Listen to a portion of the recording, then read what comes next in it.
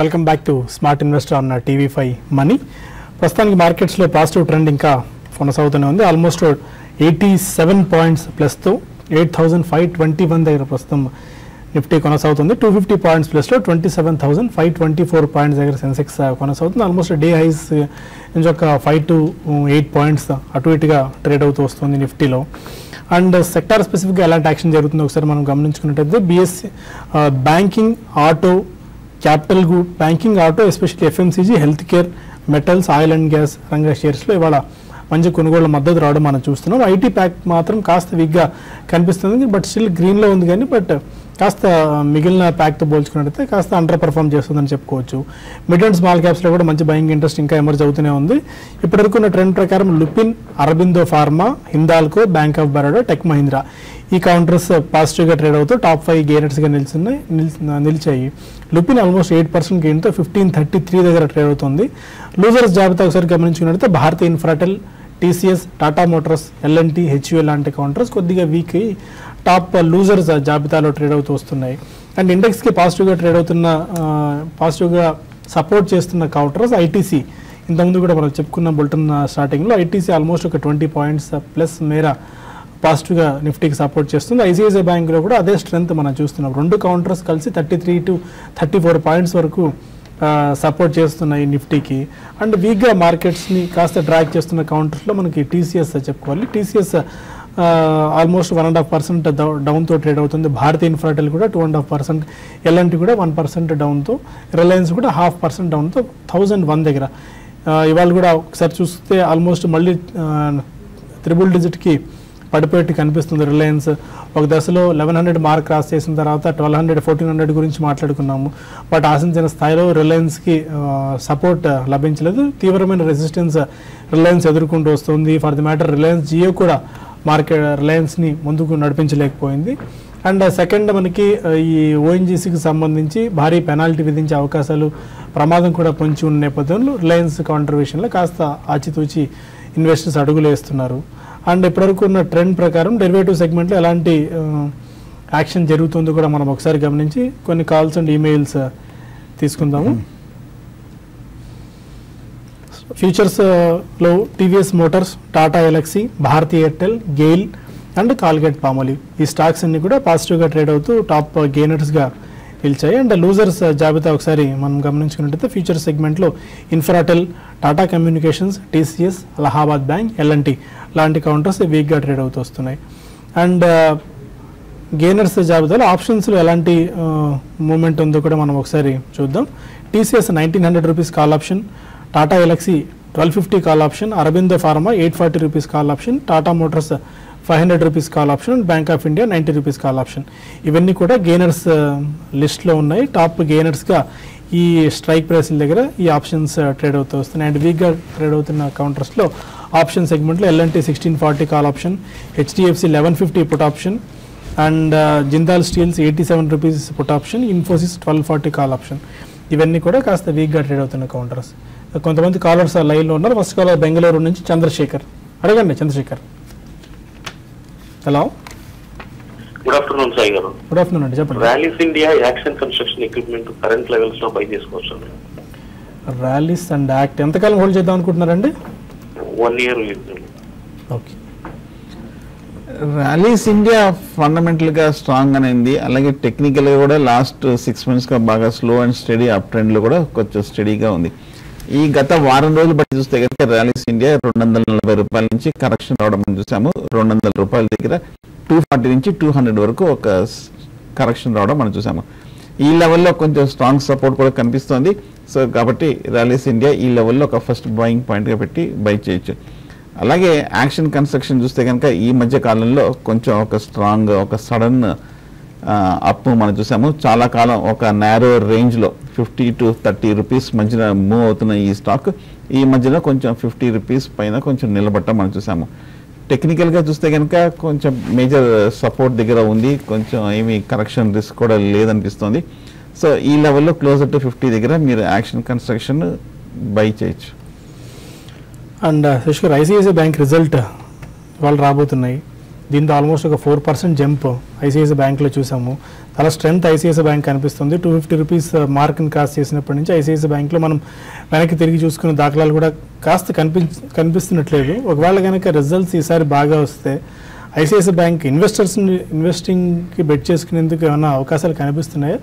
అంటే రెండు పర్స్పెక్టివ్ ఎలా ఉంది, అంటే కాస్త టెక్నికల్ పర్స్పెక్టివ్ ఎలా ఉంది అండ్ ఫండమెంటల్ పర్స్పెక్టివ్ ఎలాంటి సజెషన్ ఇస్తారు ఈ స్టాక్ సంబంధించి? ఐసిఐసిఐ బ్యాంక్ మళ్ళీ యాక్సిస్ బ్యాంక్ లాగా అంటే క్లీనప్ ప్రాసెస్లో ఉంది అంటే మాత్రం స్టాక్ పనిష్మెంట్ అనేది బాగా ఉండే అవకాశం ఉందండి. 260 లెవెల్స్కి టెస్ట్ చేయొచ్చు.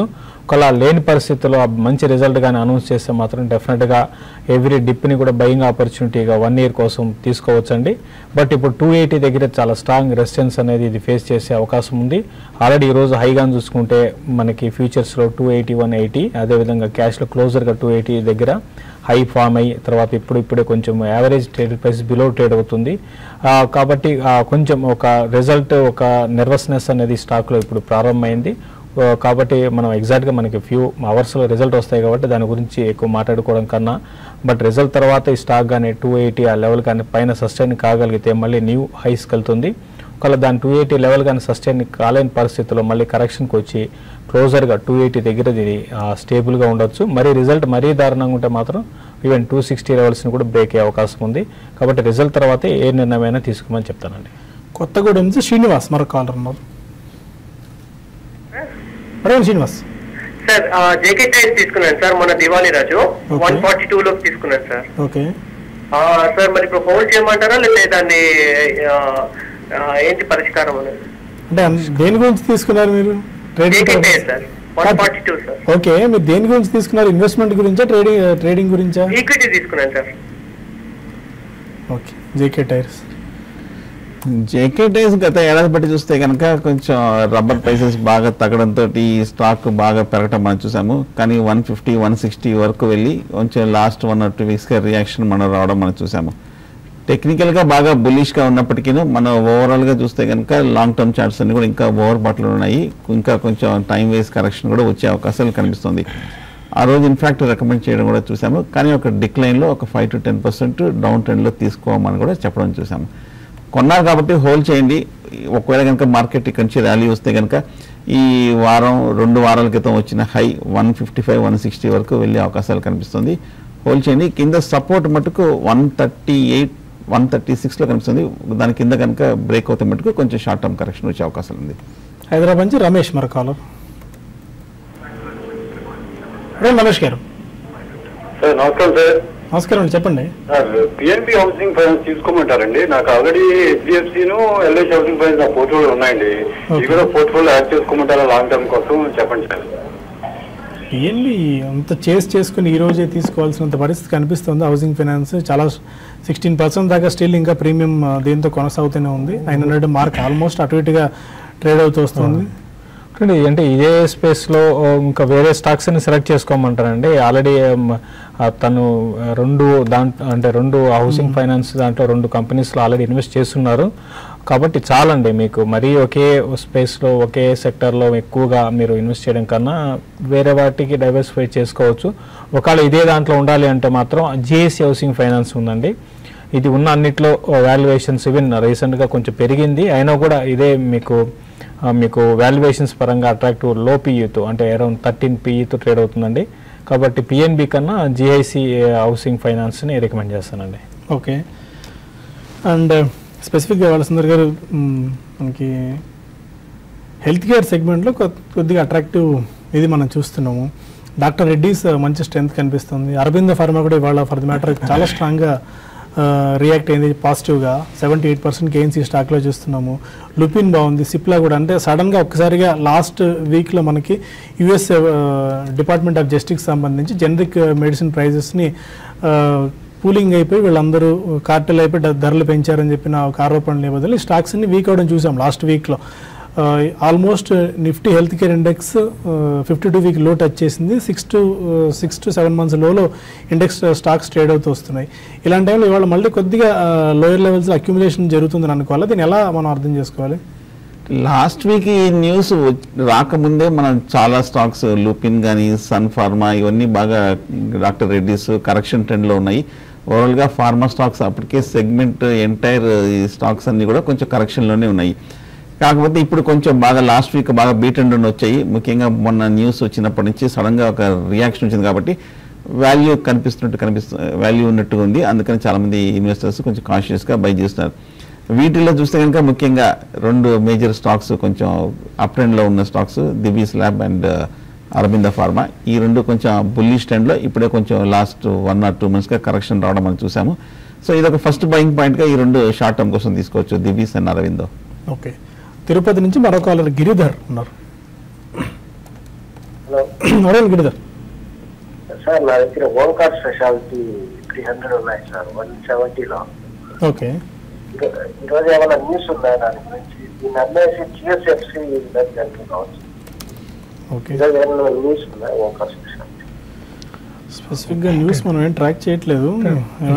ప్రత్యేకించి ఏం లేదండి. ఓంకార్ కెమికల్స్ మీరు లాంగ్ టర్మ్ కోసం అయితే హోల్డ్ చేయండి అండి. అది 160 అనేది దానికి టెక్నికల్గా ఇన్ని రోజులు మనకి సపోర్ట్గా వస్తున్న లెవెల్, అది కూడా బ్రేక్ అయింది కాబట్టి 140 దాకా రావచ్చు. మీరు 170 దగ్గర కొన్నా అన్నారు.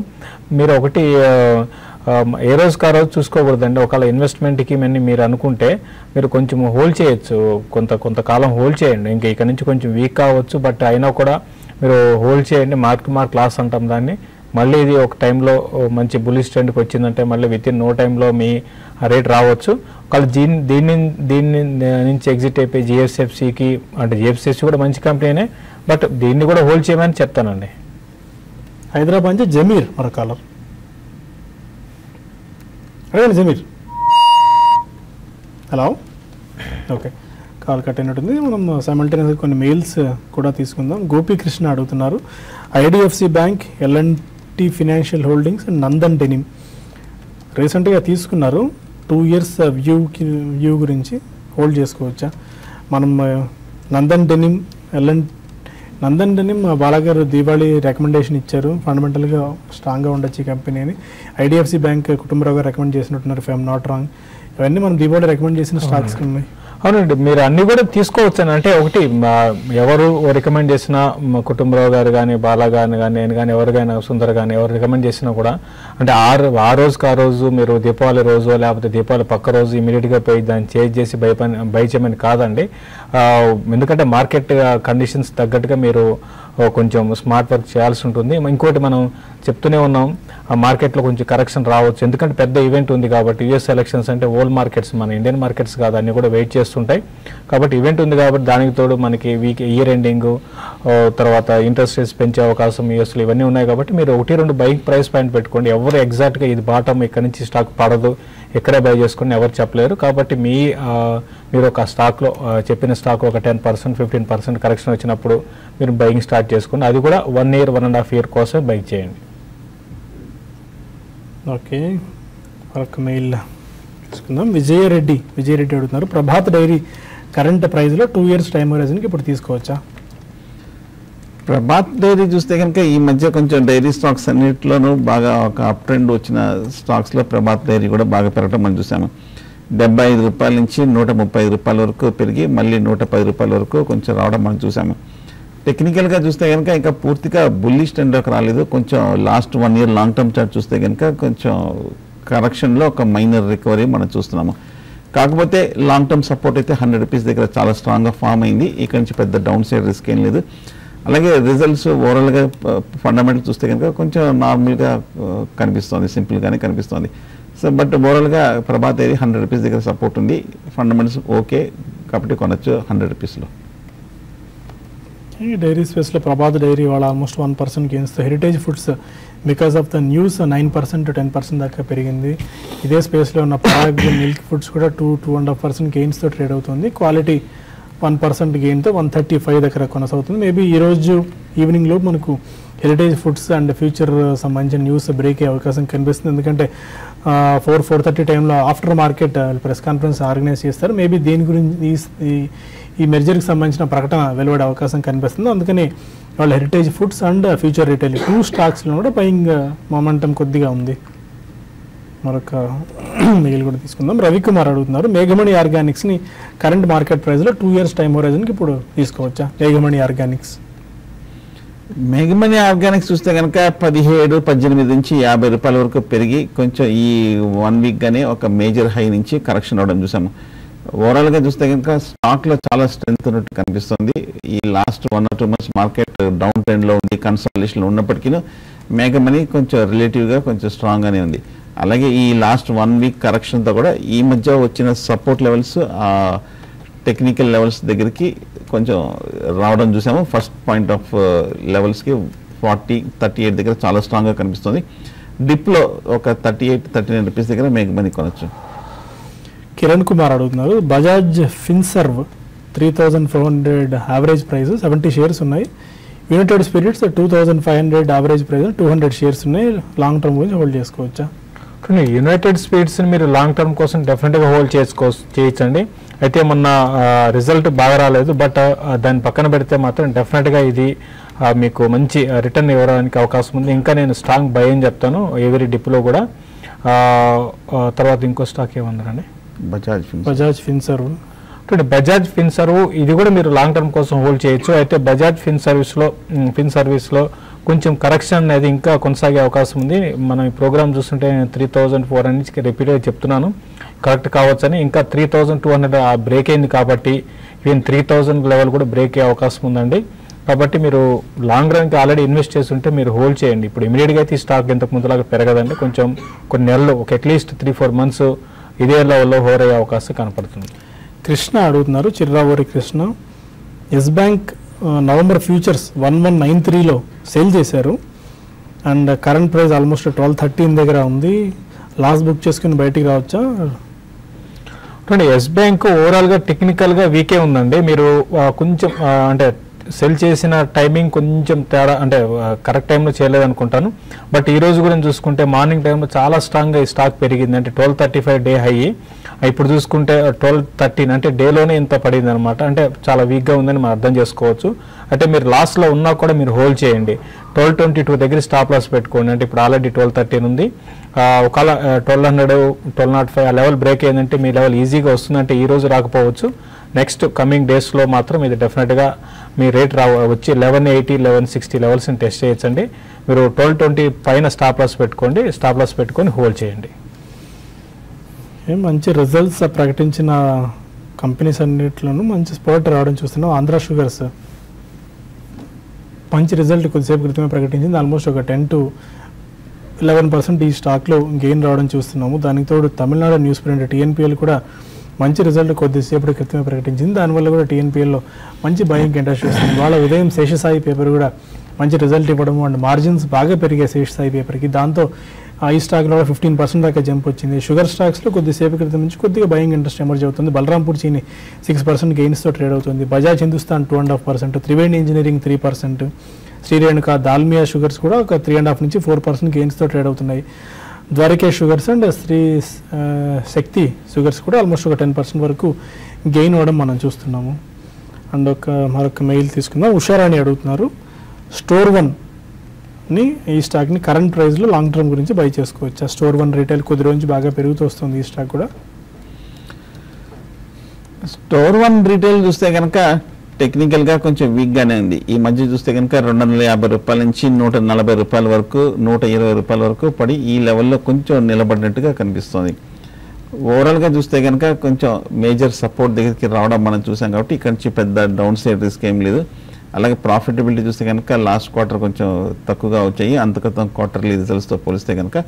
బట్ ఫండమెంటల్స్ పర్వాలేదు, ఓకే అనిపిస్తుంది. అండ్ టెక్నికల్ చూస్తే కనుక 120 దగ్గర సపోర్ట్ ఉంది కాబట్టి, కరెక్ట్గా సపోర్ట్ దగ్గర ఉంది కాబట్టి ఓకే, కొంచెం కాషియస్గా కొంచెం కాంట్రేరియన్ బెట్గా ఈ లెవెల్లో బై చేయొచ్చు స్టోర్ వన్.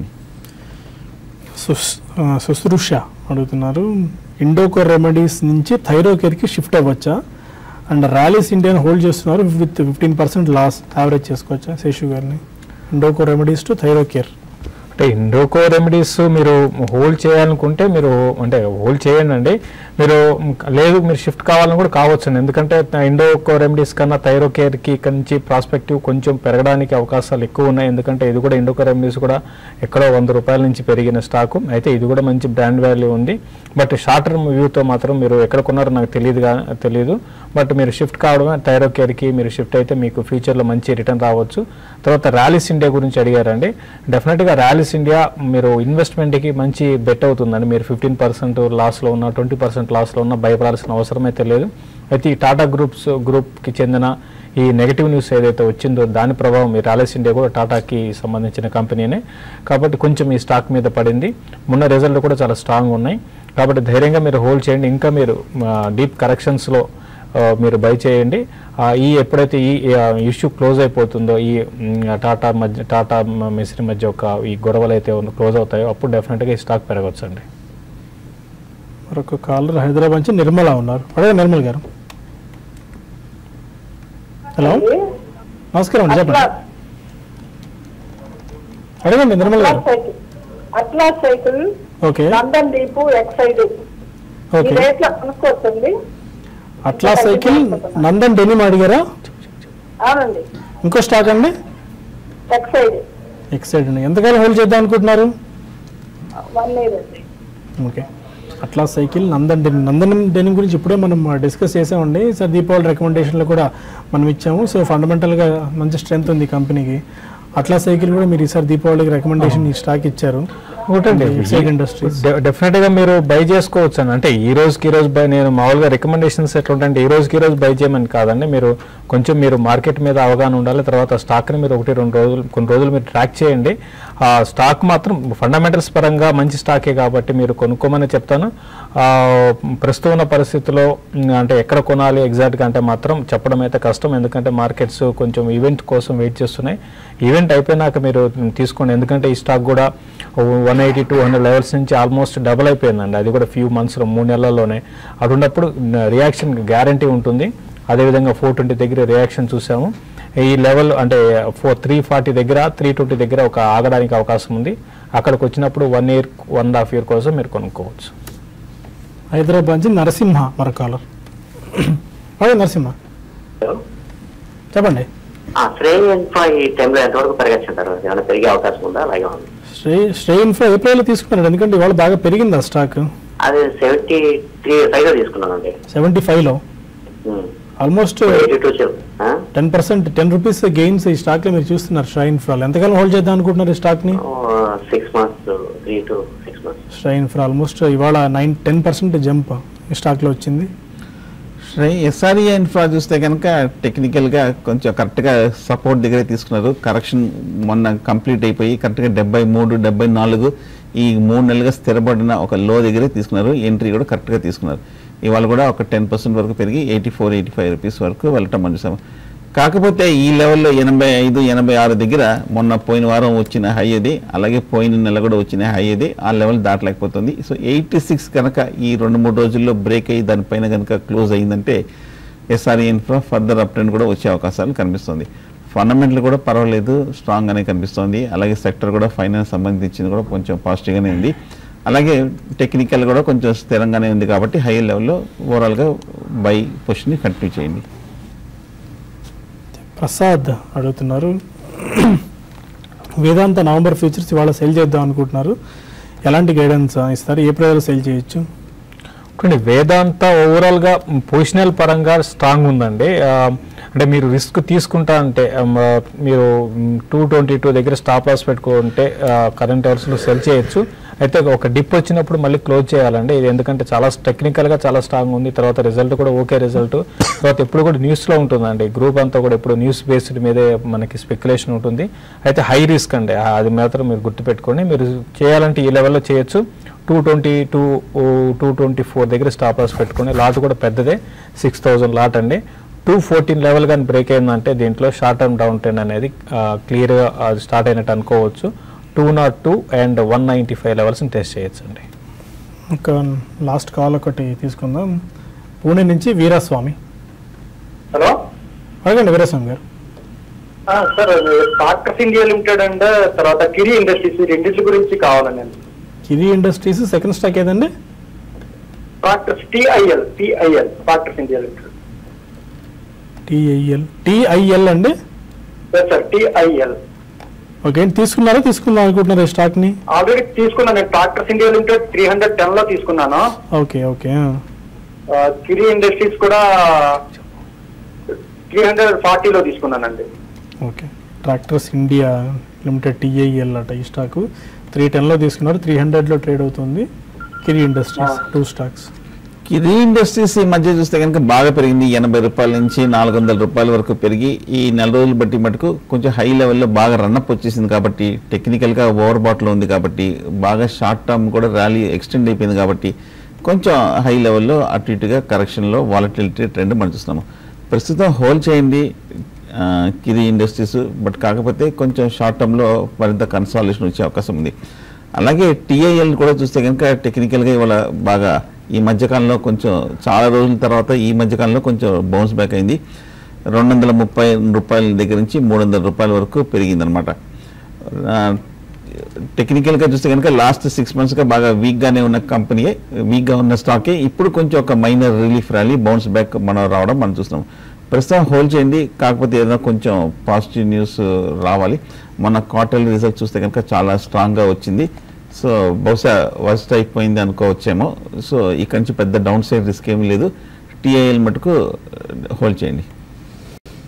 ఓకే, మార్కెట్ అయితే స్టిల్ పాజిటివ్ జోన్లో ట్రేడ్ అవుతుంది. 8527 దగ్గర నిఫ్టీ ట్రేడ్ అవుతుంది. 94 పాయింట్స్ ప్లస్లో అండ్ 270 పాయింట్స్ ప్లస్లో 27,545 పాయింట్స్ దగ్గర సెన్సెక్స్ ట్రేడ్ అవుతుంది. చాలా స్ట్రాంగ్ ఇది మనం చూస్తూనే ఉన్నాం. డే లాంగ్ ఇది కొనసాగుతుందా లేదా, ఇంకా ఏ మేరకు మనకు అప్ సైడ్ రావచ్చు, ఒకవేళ 8550 పైన నిఫ్టీ క్లోజ్ అవ్వచ్చా లేదా అన్నది కూడా మనం మరి కొద్దిసేపట్లో వెయిట్ చూసే అవకాశం కనిపిస్తుంది. ఎలాంటి క్లోజింగ్ ఇది ఇస్తారు మీరు? అండి స్టడీగానే ఉంది, మధ్యలో కొంచెం డిప్స్ వస్తున్నా కూడా మళ్ళీ మన మార్కెట్స్ బౌన్స్ బ్యాక్ అవడం చూస్తున్నాము.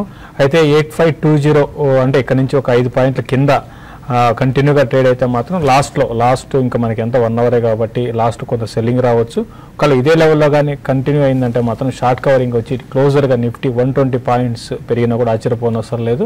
బట్ ఏదైనా కూడా స్టడీగానే ఉండే అవకాశం ఉంది. ఒకవేళ 8520 బ్రేక్ అయితేనే కొంచెం డౌన్ సైడ్ రావచ్చు. ఓకే, మీరు ఎలాంటివి ఇస్తారు? సో డే హై దగ్గర ట్రేడ్ అవుతుంది. యూరోపియన్ మార్కెట్స్ అయిపోయి అరగంట అవుతున్నా కూడా కొంచెం బాగా స్టేబుల్గా కనిపిస్తుంది.